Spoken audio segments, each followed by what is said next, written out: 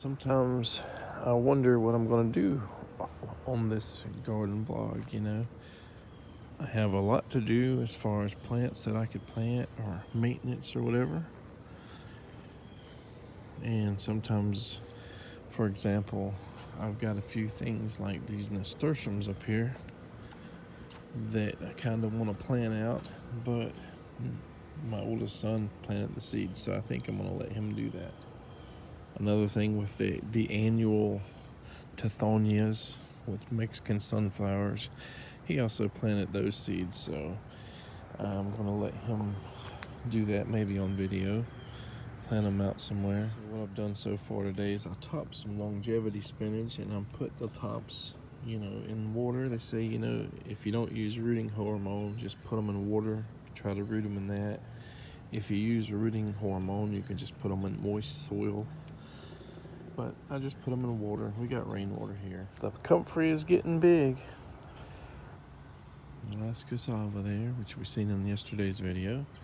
So yesterday's vlog or whatever was more about urine logs.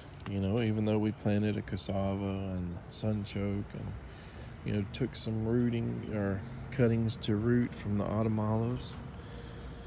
So talk about urine logs. So maybe people want to know what other kind of foods or fertilizers and stuff that I use and how I use them. Years ago, maybe 7 or 8 years ago, probably stopped at about 6-7 years ago, I did what I called coffee beer in this big old drum. So we had a spout here. It's been a long time since I used this, so it may not come out very easily. Alright, so you open the cap up, put the funnel in there, pour your old coffee, fruit juice, or whatever in there, and just let it ferment for weeks and weeks. There's a spout there, and you would just dilute it by like 1-to-1 ratio or so. When it stunk pretty bad if you just did it, as solid coffee brew or whatever. But as soon as you diluted it, about 1-to-1, it was fine. A lot of sources will say like dilute it more, but it seems like it didn't really have that much effect on the plants as far as helping them grow and stuff when you diluted it a lot. Another thing they call like weed tea. So I took both of those methods. Now this looks kind of nasty. And we got all kinds of cuttings and old mango peels, old apples.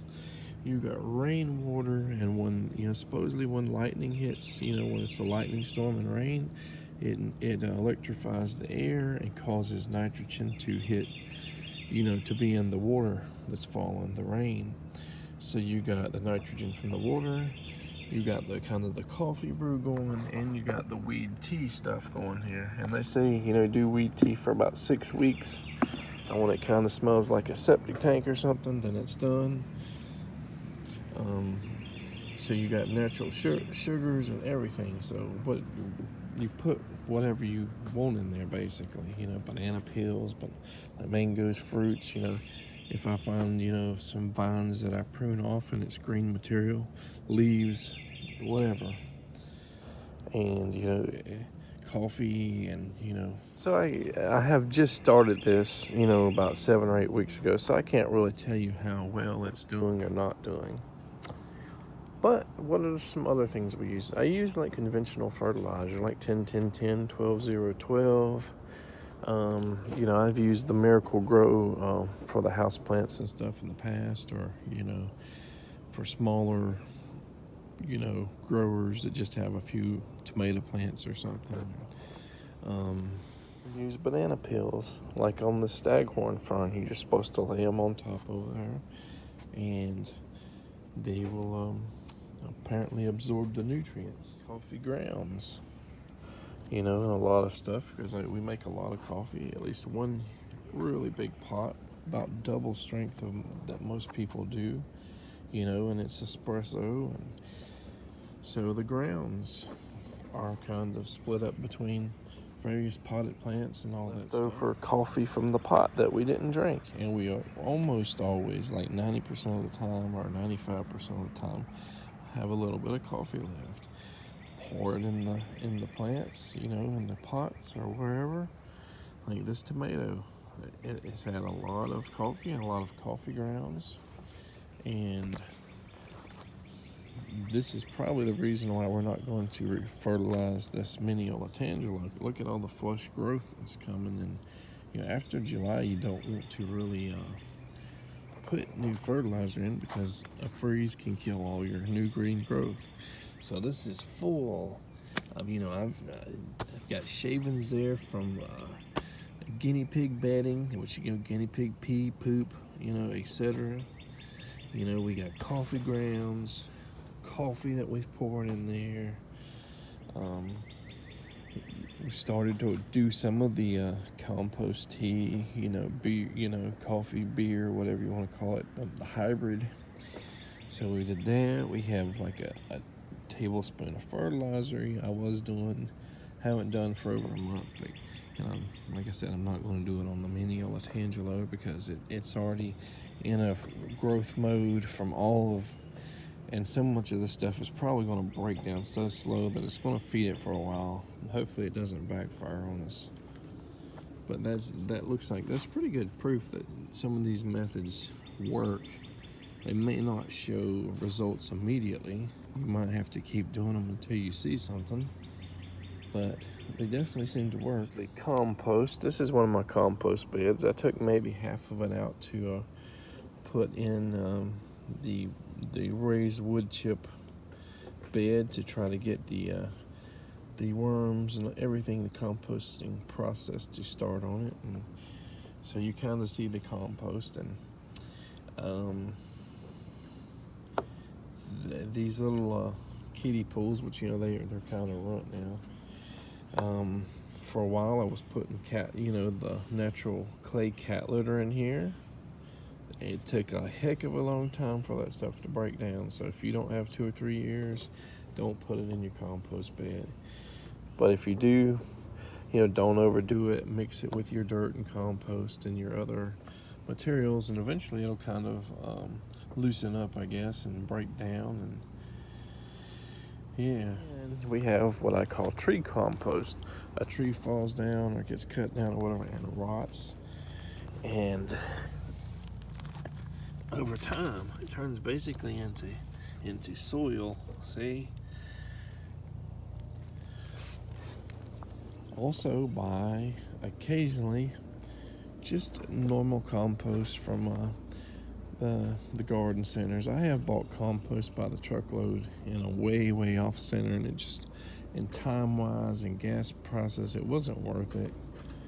It would have took a lot of money and time to get as much compost as I really wanted, like 6 or 7 cubic yards or maybe more. Drop and drop, a lot of people don't really say too much about the brown materials, the big sticks, but you put your green materials on the ground is the most popular method. You're pruning your elderberries or whatever. Let me back this up. You prune your elderberries, your diseased ones or whatever, or ones that you don't want it to, 100 of them to bloom. You want them to put energy in, 5 or 10 stalks. Cut them, boom, chop them there. Put the green material there. So that's a popular thing. And green manure would be, depending on the source, it's either taking chop and drop type material and moving them to another location, or kind of like burying them or tilling them into the soil so it's in the soil. And that's kind of what's popular with like farmers and doing their soybeans or legumes and all. They will till those plants back into the soil to provide nitrogen for the soil. Yeah, here's soybeans all over the place. The nitrogen fixers. Hopefully they allow nitrogen to get to other plants without having to feed them as much. So animal poop and stuff, that's, like cats are not herbivores, so their poop is really can be filled with bacteria and worms and all that stuff. People should know that. You're probably not going to put them on your lettuce or whatever, unless you maybe break it down for 2 or 3 years, but that's how long it takes for like cat litter to kind of break down. But here is a bunch of legumes, mostly soybeans on this little banana mound here.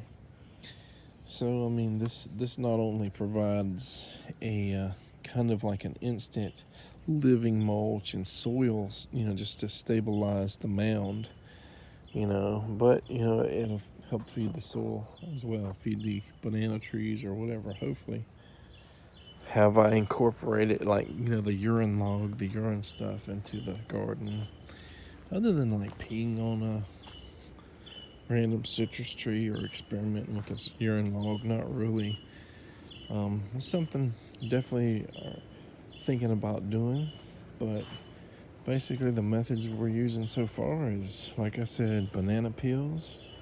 Can throw them on top of a rose, a rose bush or whatever, or at the base of it, or on a fern, like a staghorn fern. Probably almost any plant, just use it as chop and drop. Conventional fertilizers, as I stated. Your compost, you got your manure compost, you have like garden compost, you have mushroom compost, which has some manures in it. The coffee coffee beer, I should say. The weed tea, or me trying to put both methods into place, a hybrid. So I mean, you could do hugelkultur, which I didn't mention, chop and drop, green manure, legumes, planting soybeans and stuff like that. Lastly, you could do like Elaeagnus or other nitrogen fixers that are like shrubs or trees, as a companion plant. So instead of this annual that it's going to die down at the end of the summer or winter or fall or whenever, then it'll be a perennial or evergreen or whatever, like gummy berries. So you plant this tree or autumn olive or whatever, or silverberry, and you plant it with your black walnut or your pecan or fruit tree. And if it starts to get too big or overtake it, just prune your nitrogen fixer to a smaller tree than what you're growing. And that's another method that your plants can get food. You could always a lot of people use horse poop right now, and there are herbicides that have been put in fields, hay fields and stuff, to kill off the bad weeds and stuff, but to not affect the hay, the grasses. And sometimes it will make other plants not grow, or just wither and die, or just not do well, depending on the concentration and the type. So manures, and so you could have an issue with a goat, your goats getting hay from an outside source. But they say test it, just plant some beans or whatever in a cup of this manure or compost or whatever you get. There's even people reporting that like commercial compost, getting it bagged from like Lowe's or something, Home Depot, Walmart, just their plants just not thriving in it. They're just withering and dying. So these people these companies are probably just getting, poop from various farms. These farms are using herbicides, I guess, to do their hay. So there's really no safe choices when you have to rely on outside source for your manure or for your hay or anything like that, other than providing your own cows and goats and your own grass where you control what herbicides and which ones you use or don't use, or if you use any at all. Because all the commercial ones, they're relying on various farms. As I said, they have no control of those farms, and they of course do not want these herbicides in their compost they're selling for gardening, because that's where their money is, to make plants grow better. If somebody buys a bunch of bags of whatever compost, and people give them bad reviews and say this stuff is terrible, has no nutrients, and just assume that that's the reason why they're not growing their plants, then they lose money. I will probably do another video one day talking about some of the plants, that I'm going to incorporate into the weed tea. Now, there is also a compost tea, which I've never used,